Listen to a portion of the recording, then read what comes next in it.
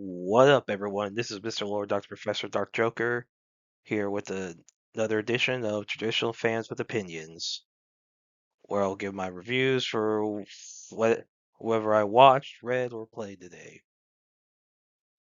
And who are Traditional Fans with Opinions? That is myself, and that is you, the viewers.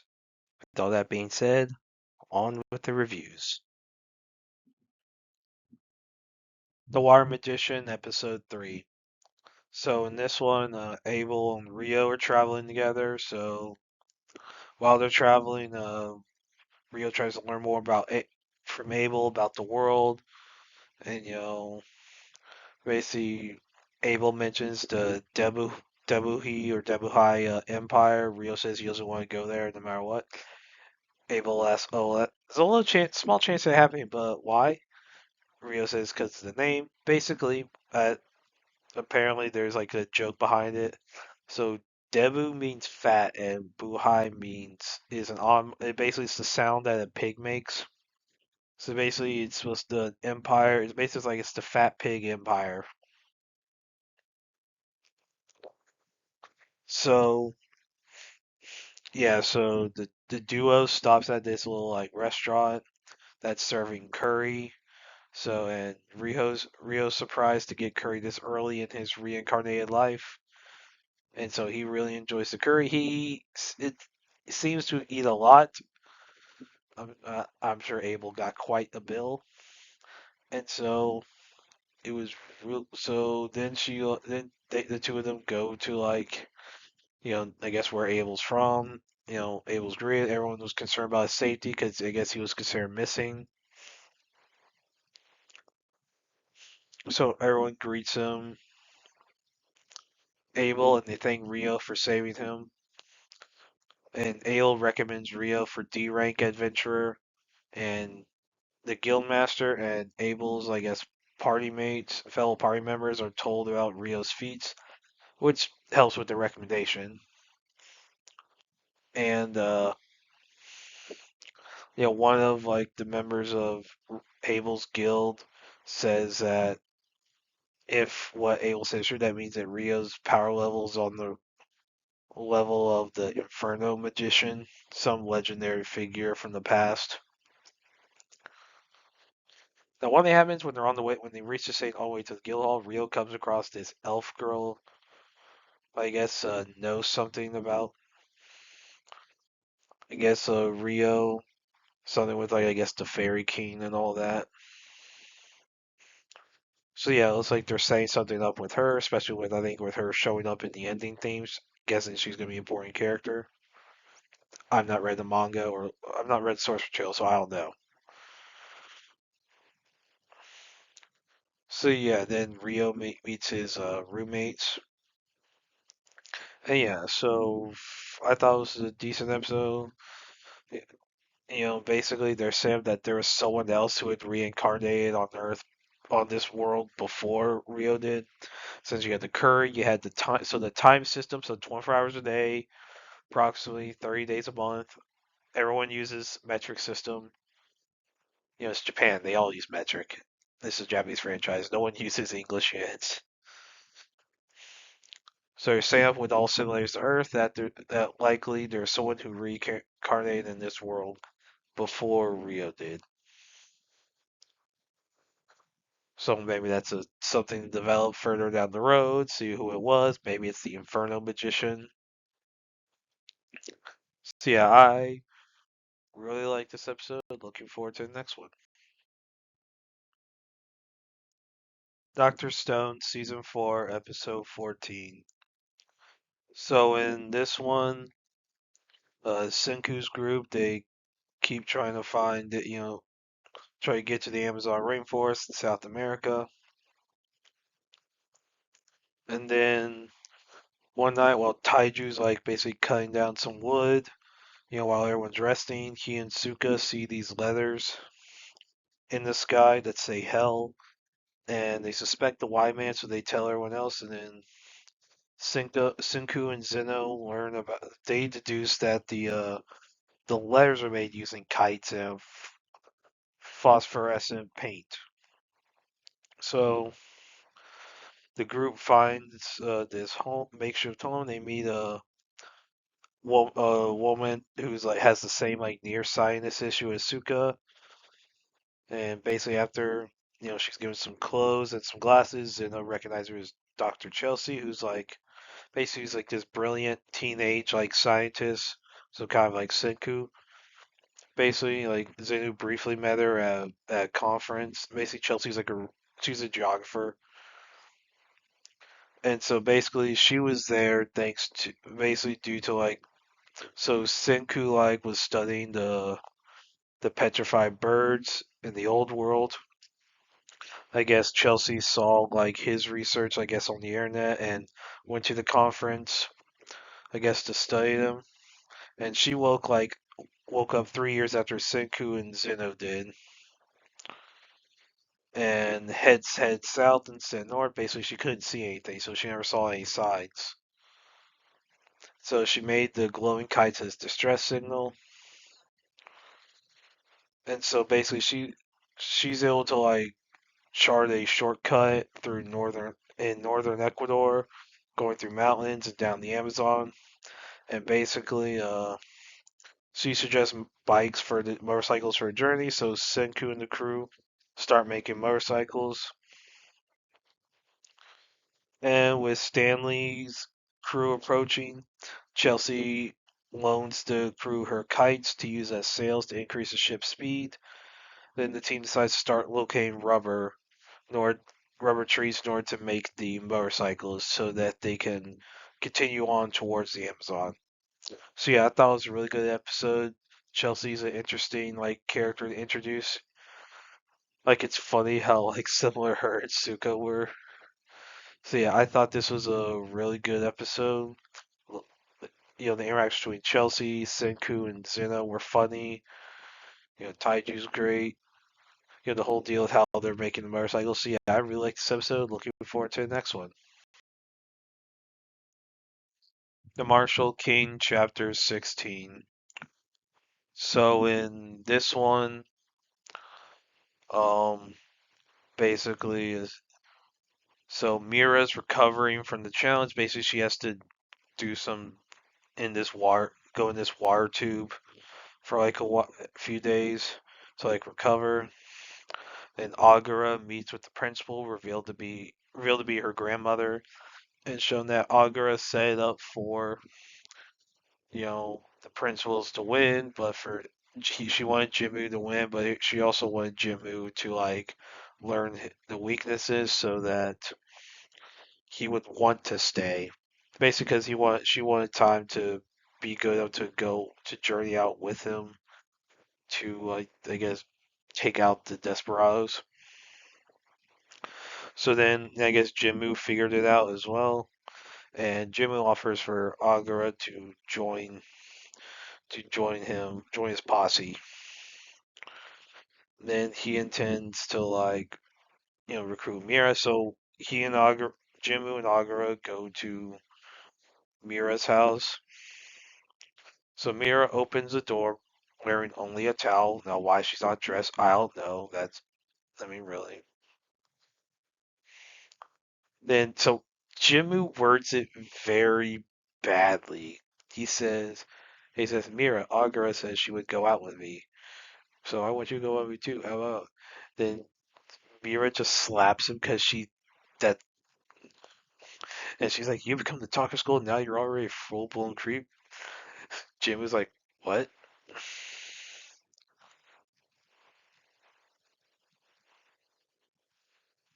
Oh, and then I think Agura figured out exactly what Mira was thinking. She's like, "Oh, but let's form a club." And so basically, which is kind of what was intended anyway. I think that just was not come across. So Agura just words it, explains it what it is, and Mira's like, "Oh, if it's a club, okay, that's fine."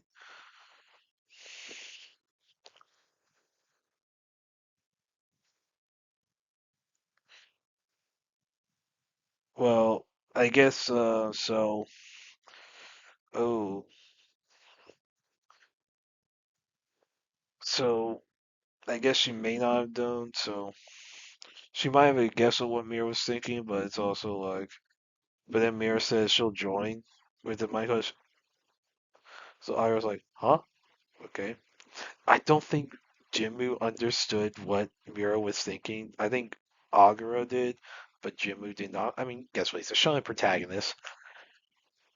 One of the tropes with shonen protagonists that they're very clueless.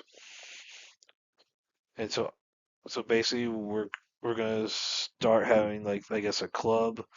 I don't know what they're gonna call the arc, these arcs, but like so basically it looks like the club is called the AGP Prep Club, the Adventures of Godspeed Posse Prep Club. Yes, that's the full name. So it's gonna be those three. I imagine I'm gonna bet probably the others from their class are gonna try joining as well. Maybe some people from other classes, which I like to see. I want to see more of the school. I'm glad they didn't like just ditch the school after a few chapters. This looks like this is gonna be a long form series. Thankfully, because this series could be like a really big manga for years to come. So yeah, I really like this chapter. Looking forward to the next one. Kaiju number 8, chapter 129, and full series. So 4 months after, Kaiju number nine's big attack, Kafka wakes up. So he's grown some facial hair. His hair's grown out a little bit. Basically he goes back to third division's like um, headquarters. Reunites with everyone. So there's a little bit showing what's happened to everyone. So, Kikaru gets promoted to vice captain of first division.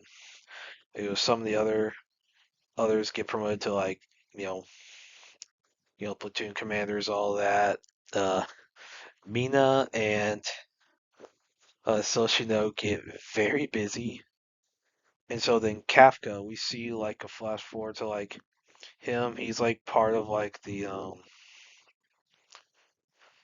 he operates as he's still part, so he is still part of the defense force. Officially he's part he's third division on the newly established on-site kaiju analysis squad, which due to his past his cleanup, he knows a lot about the analytics stuff with them. So he's the platoon leader for the analytical support squad. And then now Kafka see these two kids being attacked, and they act very similar to how he did back in the day when he was a kid. So he helps get the kids out, but he tells them to keep quiet, and he transforms to Kaiju number 8. Now he has like Junior Shinomiya's heart inside him. Basically, all the grudges went away. So basically, he has complete control over himself, over his kaiju powers. So he still fights on his kaiju rank, and it's why that basically other people want to know who kaiju number 8 is, so that figure out. And there's theories. Some think that the whole cataclysm was just a government psyop to reduce population. Something like they don't know. It's a pro experiment to give a human kaiju powers. And basically, there's like a lot of internet theories within this chapter. So basically, like Kafka has to keep his identity as Kaiju number 8 a secret, and like while keeping it a secret, he has to like do his job as analytical support. So like so he's on the defense force. He's still in the defense force. It's not like he leaves or anything. So yeah, so he's kept his powers, which I'm surprised. I'm surprised he was able to keep his powers. But yeah, I thought this was a really good chapter, good way to end it. Kaiju number nine's remains are basically under lock and key. Like they're just trapped. All the kaijus, all the numbered kaijus, they're from that final battle, they're all trapped. like they're all trapped, and basically like they were all under lock and key. And, basically Tokyo's under repair and all that. So yeah, I thought it was a good chapter, a good way to end the series. As far as the whole series, I thought this was a good manga. Definitely one of the bigger manga in recent years. To help fill the shoes of like the big three. Because I think some people called this as part of like a new big three for Suisha. Now, I don't think that's the case. I don't think there's a big three anymore. I think that there's big, however many there are. We have more than three. Let's just say that. I mean, like a new big three with obviously you had your concept big three because obviously you had Naruto, One Piece, Bleach. Then you had after that. I think what some people called it was like My Hero Academia, Attack on Titan, and well, I mean you always had One Piece. But I mean, I think like outside One Piece, you had like the big three was like I think it was My Hero Academia, Attack on Titan, and Demon Slayer. I think was the other one that people as like of course, then, third one, you had like, I think it was Kaiju number 8, Spy Family. I want to say people tried to throw like I forget, there was a third, like, it may have been Dawn to Dawn, may have been another one. The Kaiju number 8 was considered as part of, I guess, a new big three. Now it's over as long as a lot of series are coming to an end. So, I mean, we're about to enter a different age of manga where a bunch of series are ending. The long form series is it's gonna be a very rare thing. Like I think a lot of the older, longer series are going to start ending before that happens. But it's a different era. We're going to see a lot of series start ending pretty soon. I mean, Jujutsu Kaisen's over, Demon Slayer's over, One Piece will be over probably in a few years. It may take at least 2 years at minimum. Let's see. I mean, yeah. So this was one of the big series over the past few years. Obviously, has the anime starting. You know, season two starting. Saturday. So yeah, I really like this chapter. I really like this series. You know, with this series over, it's not gonna be a new one. It sucks, but it's, all good things must come to an end. And this was a good series, and it has come to an end. So well done, Kaiju number 8, on a successful series. Leviathan. So this is a ONA released by Netflix. It took a while for me to binge watch it because Netflix does the binge model because they're retarded. They should have done weekly. I think this would have had a lot more success. I mean, I don't think it would still be in the zeitgeist a lot, but it would have had some decent amount of success. Same with Moonrise, which Netflix also screwed up success by doing binge mall. Someone needs to talk to Netflix. Like someone in Netflix should look at success as Sakamoto Days and Sakamoto Days and Delicious in Dungeon had, and tell their people, hey, binge mall's doing is not the most successful thing. Weekly is doing very well. Let's do let's do weekly. Let's see what happens. I mean, I guarantee Stranger Things will have a lot more success if they do weekly. Significantly more. Arcane would have done a lot better. Moonrise would have done a lot better. Leviathan, I think, would have done better. One Piece live action would have done a lot better. And now, anyway, on with the review. So, this is based off of a series of books by an American author. It's kind of rare that you see a Japanese show adapting an American series. So in this, our main characters, you have Alec von Hohenberg, who basically he's the Prince of Austria. So like basically his father was the Archduke that was killed to start World War One. Now this is an alt history series, so obviously there's a lot of things different. So the Allied powers or Triple Entente are called the Darwinists because they use animals as like weapons and stuff. Like the Leviathan is basically it's a giant whale converted to an airship. Then you have the Clankers, which use like more like a lot of your like steampunk technology, like mech suits or stormwalkers. So so Alec, Count Vulgar, and Eric Klopp go on the run to hide from the people who killed Alec's parents. Then you have another character named Darren Sharp, is a girl who's a girl that wants to fly, like basically deal with like pilots, airmen, all that. So she disguised herself as a boy to become an airman for the British military during World War I, and she's on the Leviathan. Now the Leviathan crashes, and Alex Group comes across. Basically, Alex kind of like a prisoner slash guest. It's a weird dynamic, which allows Alec to befriend Darren, who's going by Dylan. Then like some happens where like Alec Klopp escape with the help of Vulgar, and whenever the Leviathan reaches Ottoman Empire, which is neutral at this point in time.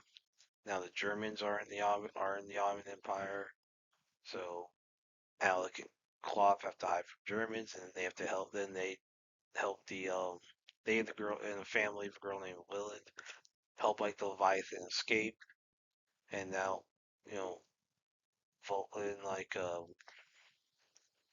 the Alec gets back onto the Leviathan. Then in New York, they meet Tesla, who created this device that destroyed Tanuska or whatever. And like basically that's called Goliath. Now, to my knowledge in the books, it was actually a meteor that destroyed Tanuska, and basically Tesla lied about Goliath doing it. I think that's what it is, from what I looked up about the books. And so Tesla wants to use Goliath to stop the war. Basically threaten like people like they see the Germany surrender. And so Alec is agreeing that the war should end. Now he doesn't necessarily know about too much about what Tesla's plans are, but like wants to know but he's captured by the Germans and Vulgar, so Vulgar made a deal with the Germans.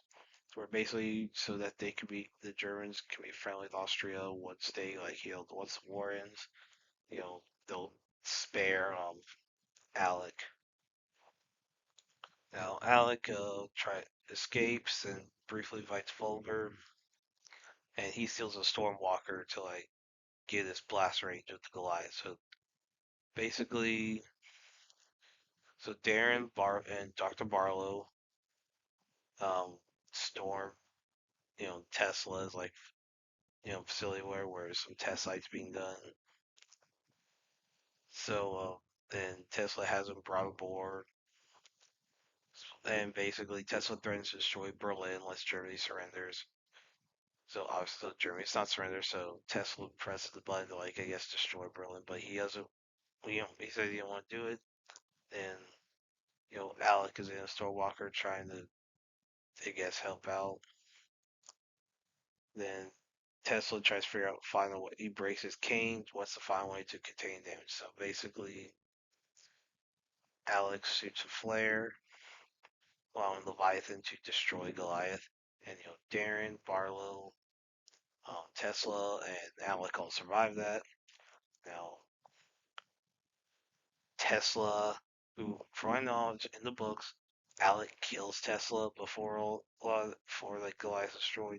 Like basically with Tesla's cane. Like Tesla's stabbed by his own cane, or electrocuted by his own cane. Yeah. And so apparently Barlow and Tesla are implied to be dating. And so Darren, whose secret was exposed to everyone, is given commission saying that she's officially an airman. And then